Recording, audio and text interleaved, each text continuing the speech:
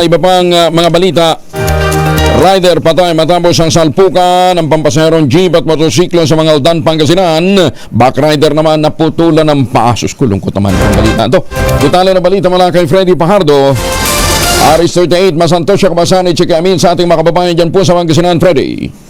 Isang patay sa salpukan ng motorsiklo at pampaserong jeep sa kahabaan ng barangay Anulid, Mangaldan, Pangasinan alas 5 ng madaling araw kahapon. Sa ulat ni Chief of Police Lieutenant Colonel Roldan Cabatan, ang nasawi na kilalang si Michael Naraha, 32 anyos, taga barangay Bari, Mangaldan, habang naputulan naman ng paa ang kanyang angkas na pinsan na si Chester Sarmiento, 28 anyos, ng barangay Nabaluan sa nasabing bayan. Sa investigasyon, nabatid na nag-overtake sa sinusundang sasakyan sila Naraha na pumasok sa linya ng kasalubong na pampasaherong jeep na minamaneho ni Joey Garcia, 31 anyos, residente ng barangay Babasit, Manawag.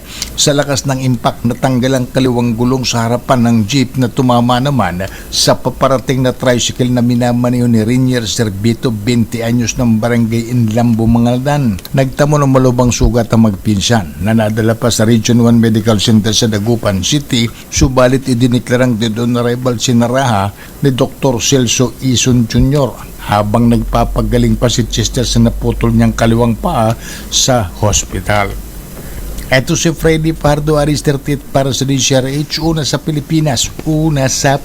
Maraming salamat, Freddy Pardo. Sa